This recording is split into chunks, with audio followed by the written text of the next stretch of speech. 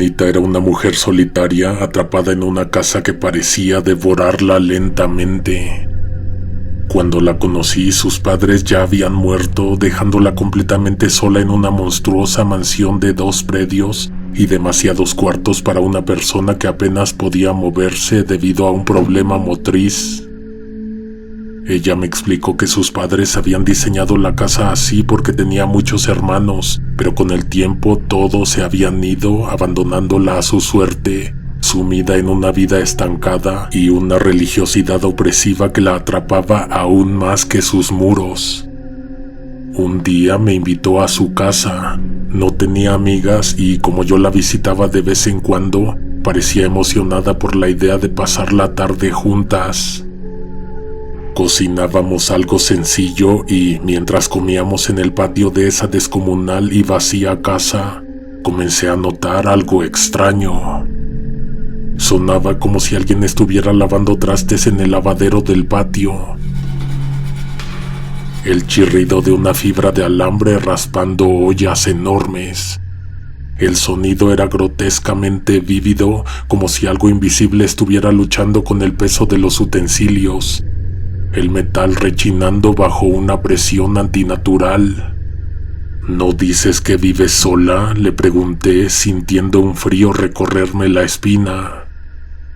Juanita, en un tono monótono y sin siquiera inmutarse, me contestó: no es nadie, desde que estoy sola, se escucha lo mismo siempre. Me levanté de inmediato, impulsada por la incredulidad y una creciente incomodidad, pero cuando llegué al lavadero no había nadie, solo el eco del silencio resonaba en el aire pesado. Tal vez sea tu vecina, le dije, buscando una explicación lógica. No, ella no llega hasta pasadas las 7, respondió con indiferencia, como si esto fuera lo más normal del mundo. Entonces su rostro se ensombreció. Desde que mi mamá murió se escuchan esos ruidos, pero también se oyen pasos en la planta de arriba, como si alguien caminara, murmurara o cantara, siempre apagado, siempre lejano. Se escuchaban las escaleras crujiendo, la regadera abriéndose, incluso el inodoro descargando en plena madrugada. A veces suben y bajan corriendo las escaleras. Intenté desviar la conversación, aunque el malestar seguía en el ambiente. Juanita empezó a contarme de su niñez, pero de repente un chorro de agua cayó desde el techo directamente sobre nosotras, empapando la mesa. Fue como si alguien hubiera volcado una cubeta desde el cielo. Debe de haber una fuga en tu baño, le dije con una mezcla de sorpresa y miedo, pero ella, con la calma que solo la locura podría ofrecer, respondió: no hay baño arriba. Arriba está el cuarto donde mi papá cosía. Solo hay cajas, un ropero y los maniquíes. Para asegurarme, le pedí que subiéramos. Las escaleras crujían bajo nuestro peso como si nos resistieran, como si no quisieran que estuviéramos ahí. Y en efecto, el cuarto estaba lleno de solo esas cosas: la vieja máquina de coser, los maniquíes inmóviles observándonos con sus ojos de vidrio.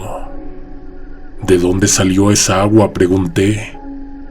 Juanita encogió los hombros. Su mirada estaba perdida cuando me dijo: no lo sé, por eso nadie me visita, porque pasan cosas como las que estuvieron pasando esta tarde. Me giré hacia el ropero y sentí un escalofrío recorrer mi espalda. Algo o alguien se asomaba entre la abertura de las puertas como si nos espiara. Era una silueta pequeña como de una niña, pero algo en esa figura no estaba bien. Es una niña, dijo Juanita con voz baja, o al menos pretende serlo. Mi mente se negó a entender. Quise gritar, quise echarla, decirle que se fuera, pero las palabras se atoraron en mi garganta. Juanita me jaló violentamente hacia la salida, cerrando la puerta con llave, y de inmediato se escucharon gemidos. No eran humanos, eran como los lamentos de un gato atrapado, mezclados con alaridos de puro terror. Bajamos corriendo, mi corazón golpeando en mis costillas, y nos encerramos en la casa.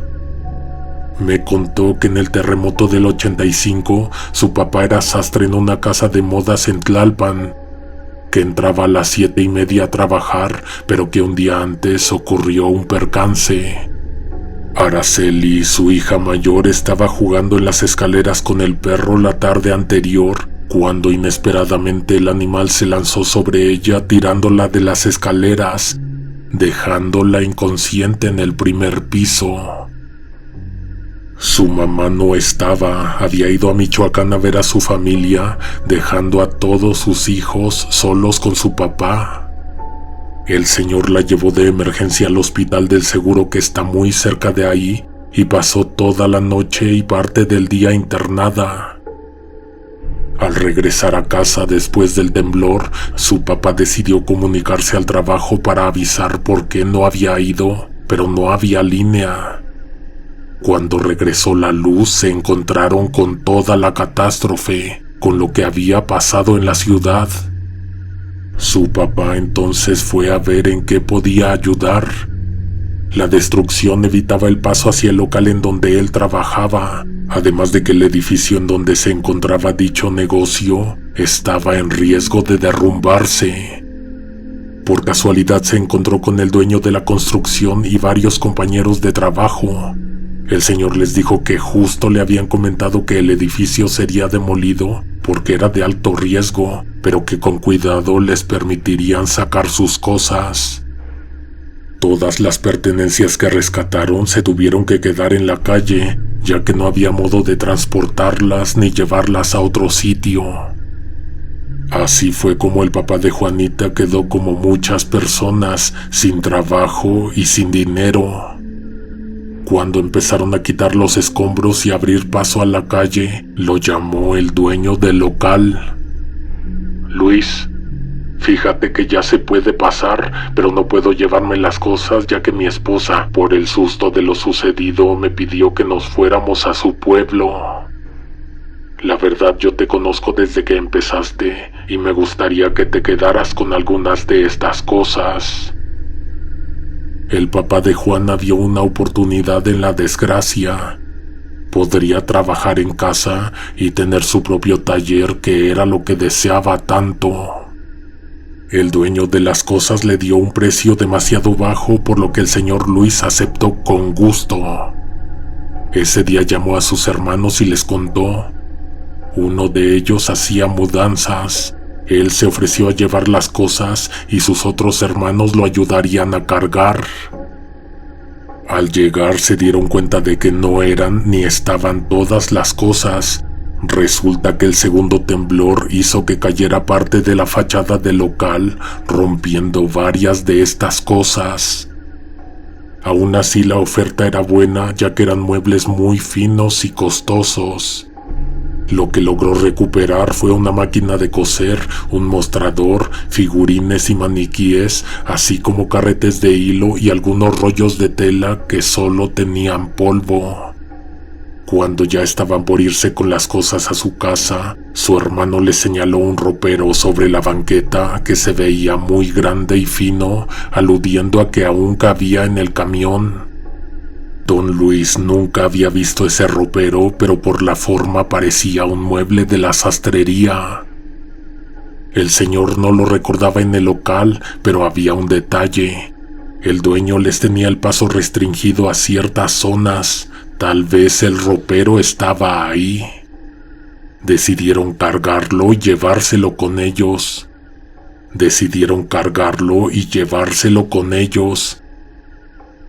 Cuando llegaron y pusieron todo en el patio, todos, hasta Juana, estaban contentos de que al fin su papá tendría su propio taller y no saldría de casa. Al momento en que terminaron de descargar, ya les había caído la noche. por lo que dejaron para otro día ponerse a subir las cosas y los muebles. Esa noche cenaron comentando lo sucedido del sismo y lo que vieron durante el trayecto a recoger las cosas y de regreso. De repente se oyó como si algo estuviera dentro del ropero, como cuando hay un animal atrapado dentro. Todos pensaron en un gato que tal vez se refugió ahí. Abrieron y no había nada. Al otro día subieron todo y don Luis empezó a trabajar desde casa. Afortunadamente le empezó a ir muy bien. Nunca más a partir de entonces hubo noches tranquilas. Los ruidos continuaban. Incluso una madrugada, cuando Juanita salió al baño, vio a una niña sentada en las escaleras, llorando. De ahí empezaron a pasar cosas como las que sucedieron esa tarde, solo que como eran muchos viviendo en la casa, nadie le dio importancia, ya que podría ser cualquiera de los hermanos quien hacía esos ruidos. Lo peor de todo se había reservado un poco en aparecer. Se llegó el momento en que cuando encontraban a la mamá de Juanita en la calle le preguntaban: oiga, su hija no sé cuál llora mucho en las noches y cuando ustedes se van se sube a la azotea, se acerca al borde y ahí se queda por horas. Si no hace algo vamos a llamar al DIF para que se las quite. Además de que está muy sucia, como llena de polvo y con raspones y moretones. Un día, pasado un tiempo, llamó el dueño del local donde trabajó el papá de Juanita para preguntarle cómo le estaba yendo. Don Luis le contó que muy bien, que gracias a la oportunidad que le había ofrecido estaba mejor que nunca.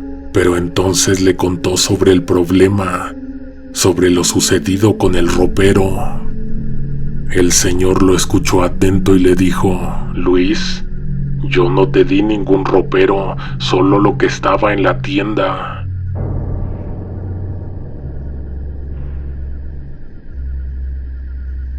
El papá de mi amiga trató de encontrar una respuesta a lo que le dijo.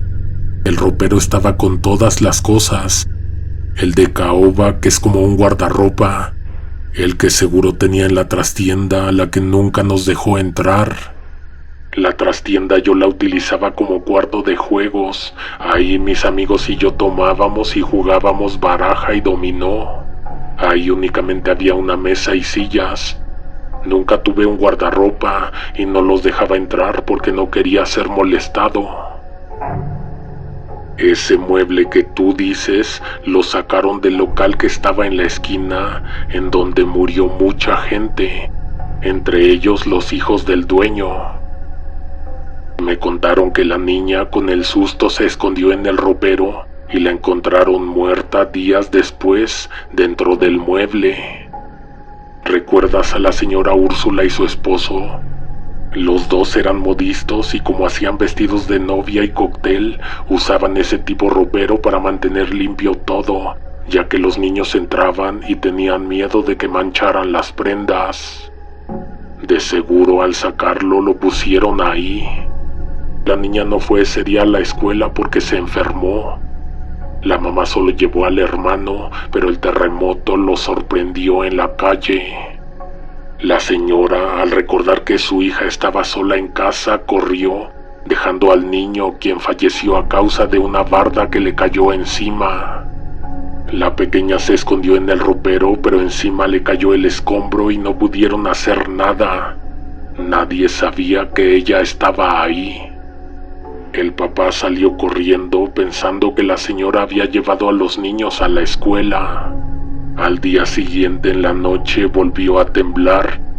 Cuando pasó eso, cayeron más escombros, tapando por completo el ropero, que era enorme. Pasaron los días y al estar limpiando los escombros, unas personas comenzaron a levantar el desastre. Se apoderaron del ropero y lo apartaron con la intención de llevárselo. Hasta en la noche en que estaban por subirlo al camión, hicieron el hallazgo de la niña. Don Luis no daba crédito a lo que oía por teléfono. Si te fijas dentro del ropero, en la puerta, hay rasguños y sangre, seguramente de la niña que rascaba en busca de salir de ahí. No se habló más del tema. De hecho, su papá nunca les dijo, sino hasta que enfermó y estaba por fallecer, fue que les contó esta historia. Pasado el tiempo, Juanita decidió que si rentaba algunos cuartos, tal vez dejarían de suceder estas cosas, además de que se ayudaría económicamente y estaría acompañada. La vecina, que era íntima de ella, la ayudó a conseguir inquilinos. Entre ellos, los primeros fueron una pareja con 3 hijas. Juanita estaba contenta con ellos, platicaban, convivían y ya no estaba sola. Una noche me invitó a cenar para conocer a los nuevos vecinos y platicar un rato. Cuando llegué, cenamos. Realmente los inquilinos eran bastante agradables. Platicamos de todo. Al terminar de cenar, los papás de las niñas fueron a comprar unas cosas que necesitaban para el siguiente día de escuela y otros mandados que debían realizar. Dejaron a las niñas, quienes subieron al cuarto de arriba. ¿Recuerdan la habitación donde era el taller de don Luis? Ahí. Las encerraron y les prendieron la televisión en lo que regresaban de las compras. Juanita y yo estábamos platicando de cosas triviales cuando de repente se escucharon gritos fuertes.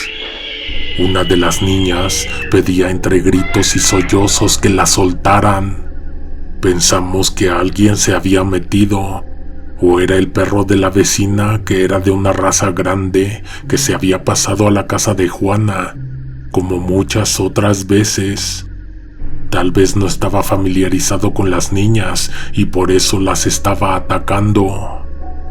Juana llamó a la vecina, quien llegó con su marido y sus 3 hijos. Subimos. Primero ellos, porque el perro debía estar enfurecido y solo escucharía a sus dueños. A mitad de las escaleras, una de las niñas venía rodando. La pequeña, que por la desesperación al correr, tropezó y cayó. Era más su angustia que la caída, pues al vernos nos rogó que ayudáramos a su hermana, que alguien la tenía del brazo y no la dejaba bajar. El esposo de la vecina preguntó si era el perro quien la tenía del brazo, pero la niña respondió que no, que era otra niña la que estaba atacando a su hermana. Subieron corriendo. Se oían gritos, forcejeos, malas palabras. El cuarto no era muy grande. Nosotras, Juanita, la vecina y yo, esperábamos afuera. Salió el marido de la vecina y los hijos, blancos, pálidos, temblando de miedo. No dijeron nada. Cuando llegaron los papás, las niñas contaron todo. La mayor tenía moretones por todo el brazo. Esa noche los inquilinos de Juana se fueron a un hotel a dormir y no volvieron más. Mandaron por sus cosas sin siquiera pedir el adelanto ni la renta que apenas ese día habían pagado. Cuando llegó la pandemia dejé de ver a Juana. Ella me seguía llamando por teléfono y me decía que las cosas estaban igual. Cuando le pregunté cómo había sido lo de la niña esa noche, me dijo que su inquilino, el señor Toño, al no tener muchos muebles y contar solo con cajas para guardar la ropa, tuvo la idea de ocupar el ropero aquel que recogió don Luis de la calle y sacar todo lo demás. Cuando Juana vio, ya lo habían llenado de toda la ropa de la familia y usaban lo demás para guardar cosas. En verdad no le dijo nada, pues ya lo estaban ocupando.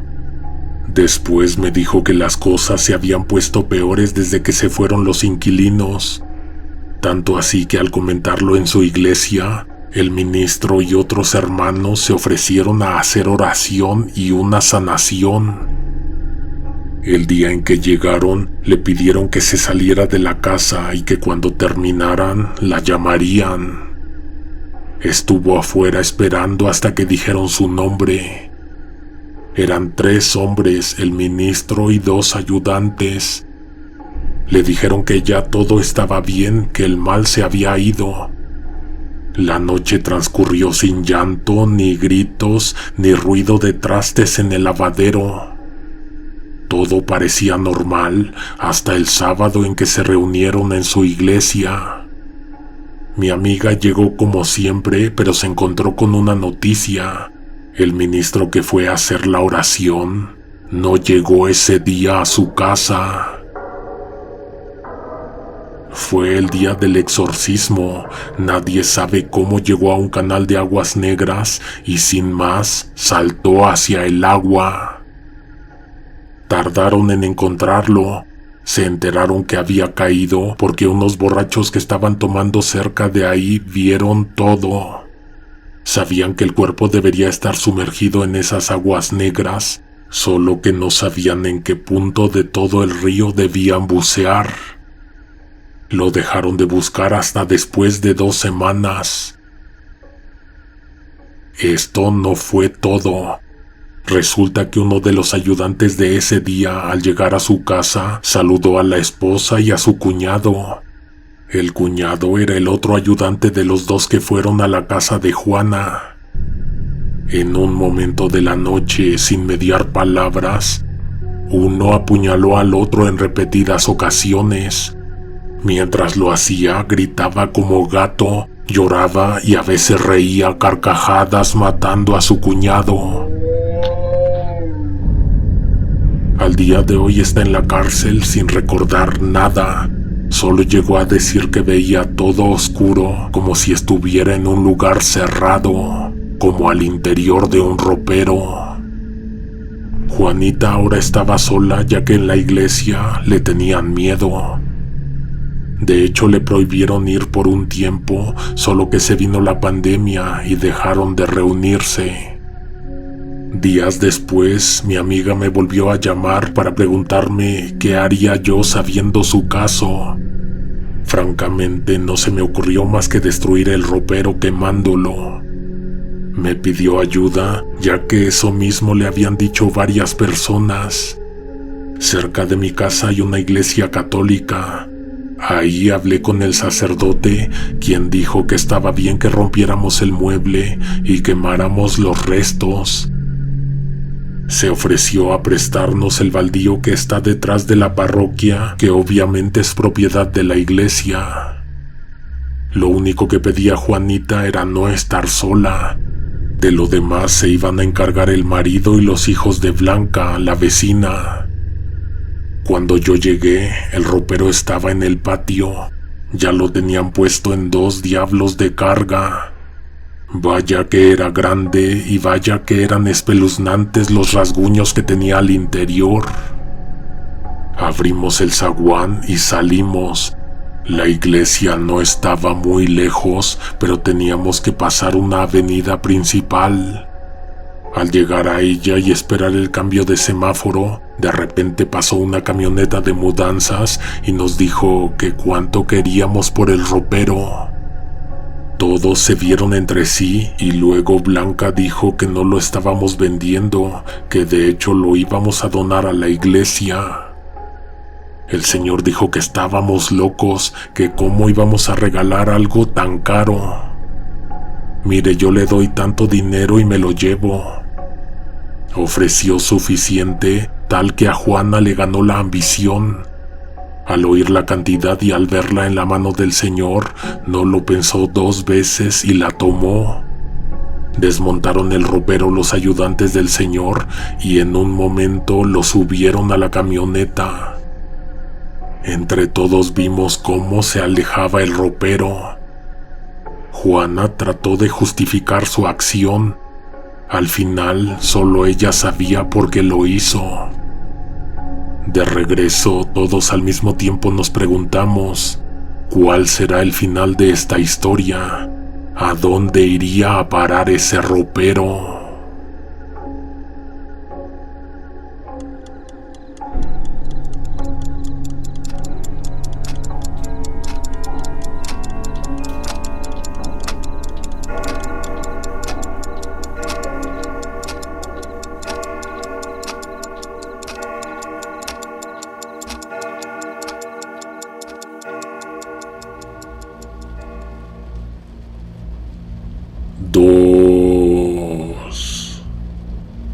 Buenas noches, conejo negro.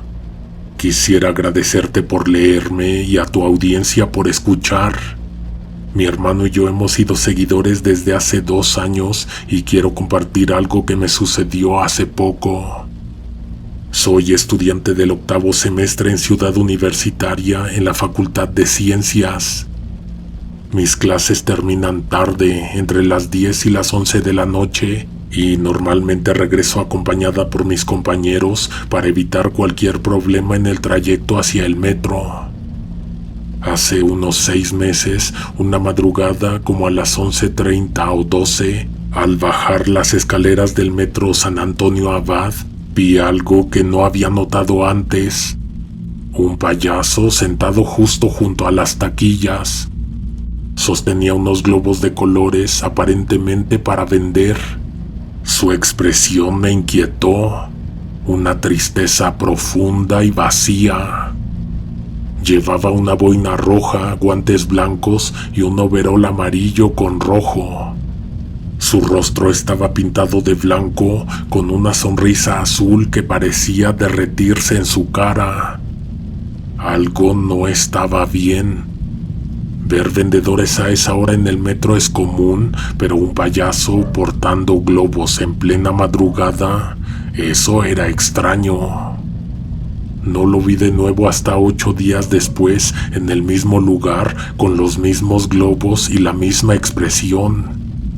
Esa noche me acerqué un poco más y le di algunas monedas.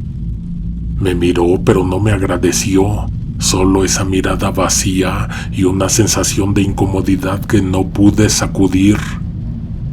Llegué a casa con esa imagen atormentándome. Mis papás dormían, solo mi hermano estaba despierto jugando videojuegos. Me bañé, cené y me fui a dormir, pero esa noche tuve una pesadilla. Estaba en mi escuela corriendo por las calles oscuras de Avenida del Imán. Sentía que alguien me seguía. Se reía a carcajadas. Cuando me atreví a mirar hacia atrás, vi al payaso. Me desperté empapada en sudor, con el corazón a 1000 por hora. Eran las 2:48 de la madrugada. Poco después, alguien tocó la puerta de nuestro departamento, pero no había nadie. Mi papá salió a revisar y la calle estaba vacía. Quise ignorar el sueño y lo que había pasado, pero esa sensación de que algo andaba mal no desapareció. Cada semana, al bajar del metro, esperaba encontrarlo ahí. Mi hermano, que cree mucho en lo paranormal, fue al mercado de Sonora a buscar algo que me ayudara a dormir mejor. Compró unas hierbas y unas gotas para limpiar las malas energías. Durante un tiempo los sueños cesaron y las cosas volvieron a la normalidad. Una noche unos compañeros y yo salimos a tomar después de clase. Luego de un rato, Evelyn, una amiga y yo decidimos irnos antes de que nos cerraran el metro. En el transbordo en Hidalgo, notamos a un hombre con sombrero y gabardina caminando detrás de nosotras. Intentamos alejarnos, pero lo sentimos demasiado cerca. Se detuvo justo antes de subir al vagón, pero de último momento abordó por la misma puerta que entramos nosotras. No podíamos verle la cara. Se quedó de pie en el otro extremo del vagón hasta que, justo antes de bajarse en Vino Suárez, se acercó y nos dijo: «Tengan cuidado, A estas horas espantan en el metro. Evelyn y yo nos congelamos. Intentamos no pensar en lo que había dicho, pero el miedo nos ganó. Al llegar a San Antonio Abad, eran las 12:30. El lugar estaba vacío, solo había una mujer pidiendo dinero. Más adelante lo vimos a él, el payaso, pero ya no vestía como tal. Llevaba una gabardina negra y los globos de siempre. Cuando pasamos, levantó los globos y nos los ofreció. «Son para ustedes, gratis», nos dijo. No paramos, nos alejamos rápidamente, pero escuchamos pasos detrás de nosotras y el sonido de globos inflados rozando entre ellos. Nos detuvimos en la esquina donde había un hotel y le pedimos al recepcionista que nos dejara entrar. Le dijimos que alguien nos venía siguiendo. Esa persona no fue capaz de entender el miedo que sentíamos en ese momento, pero al menos nos dejó resguardarnos. Llamé a mi hermano y vino inmediatamente por nosotras. Lo extraño fue que cuando le platicamos, nos dijo que nunca había visto a nadie vestido de payaso en ese lugar. Dejé de ver al sujeto por un tiempo y cuando todo parecía haber pasado, empecé a sentirme más segura. Mis papás y mi hermano ya no iban a recogerme, pues pensé que todo se había terminado, pero hace una semana, cuando llegué a casa, encontré un globo en forma de jirafa justo en la puerta de mi departamento. No lo he vuelto a ver, pero cada vez que bajo esas escaleras, sigo esperando que aparezca de nuevo. Si alguien más lo ha visto, por favor díganmelo, porque yo ya no sé si me lo estoy imaginando o si realmente está ahí, esperándome.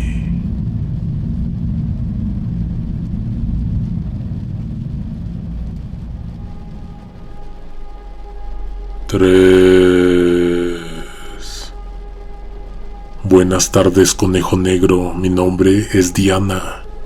Soy puertorriqueña, así que si necesitas cambiar algunas palabras para que los oyentes entiendan mejor, siéntete libre de hacerlo. Actualmente vivo en Estados Unidos y me gustaría compartir mi historia. Todo comenzó el día en que me mudé con mi pareja. Al principio nuestra relación era perfecta, tan perfecta que decidimos dar el paso de vivir juntos. Mi novio, que había llegado de Guatemala, inicialmente vivía con un amigo, pero lo echaron de su casa. Ese fue el momento que aproveché para sugerir que nos mudáramos juntos.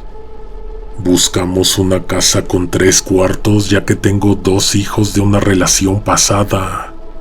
La renta era sospechosamente barata y cabía dentro de nuestros presupuestos. Durante la mudanza empecé a deshacerme de algunas cosas que había dejado el anterior inquilino. Todo parecía normal hasta que llegué al patio trasero. Este estaba rodeado por una cerca de madera y solo el lado derecho tenía rejas de metal que separaban el predio de la casa de una señora americana. Aunque no hablo mucho inglés, entendía parte de lo que decía. Un día, mientras limpiaba el patio, noté algo inquietante. Había muchos gatos y moscas. No le di mucha importancia en ese momento. Pensé que ya encontraría la forma de solucionar el problema. Al lado de las escaleras había un plato lleno de agua estancada. Cuando lo vacié, noté que había trozos de cebolla y tocino en su interior. La vecina desde su lado de la cerca me dijo que lo vaciara en la tierra y lo cubriera. Fue desde ese momento en que todo empezó a cambiar. Una noche mi novio estaba en la cocina de espaldas a mí. De repente me preguntó sin girarse si yo era feliz. Su tono me pareció extraño, sobre todo porque días antes ambos estábamos emocionados por la mudanza. Respondí que sí, pero su mirada seguía perdida mientras decía con frialdad que él no lo era. A partir de ahí empezó a distanciarse. Cada vez pasaba menos tiempo en la casa. Cada que yo llegaba, las luces de la sala comenzaban a parpadear. Nunca lo hacían cuando él estaba solo. Algo no estaba bien. Una mañana, antes de irme al trabajo, me aseguré de apagar todas las luces. Él me llamó más tarde acusándome de haberlas dejado encendidas. Era imposible, yo siempre me aseguraba de apagarlas. Aún así, él no me creía. Decidí probarlo, así que un día fingí salir de casa. Volví de inmediato y al abrir la puerta, todas las luces estaban encendidas. Fui a su cuarto y ahí estaba, dormido como si no hubiera movido ni un solo músculo. Le conté a mi madre lo que estaba pasando. No quería estar en esa casa. Cada vez que entraba, una sensación de pesadez y ansiedad me invadía. Una noche, mientras estaba sola con mis hijos, el mayor me pidió que le cocinara algo. Cuando me dijo que la estufa estaba echando mucho humo, corrí hacia la cocina. El horno estaba al máximo, aunque todas las llaves indicaban que estaba apagado. Llamé a los bomberos y ni ellos pudieron hacer algo. Hubo que desconectarlo, arrancarlo de la pared. Algo estaba profundamente mal en esa casa. Con el tiempo quedé embarazada, pero perdí 2 embarazos sin explicación. Los problemas solo empeoraban, accidentes de coche, discusiones constantes con mi pareja, hasta que la relación finalmente se rompió.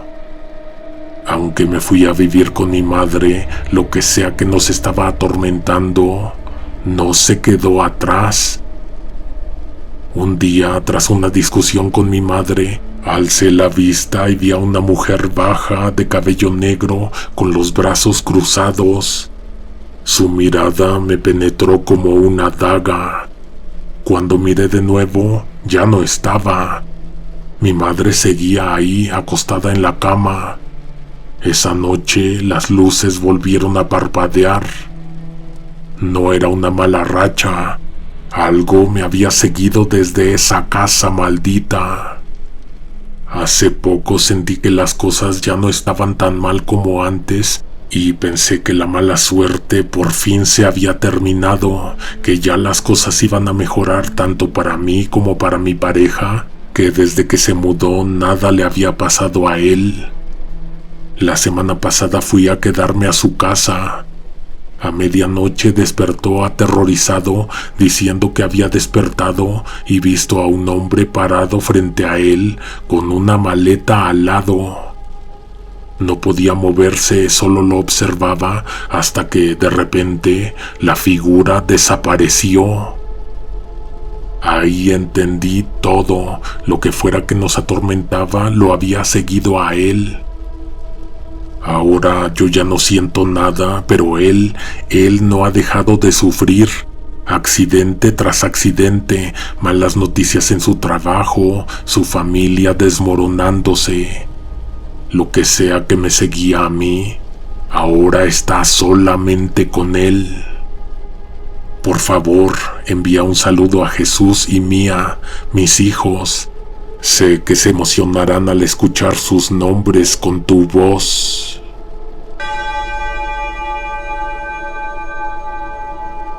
Nos escuchamos pronto con más historias. Le mando un saludo y agradecimiento a cada una de las personas que se tomaron el tiempo para redactar estos correos. Hasta la próxima. Alguien te observa en la oscuridad.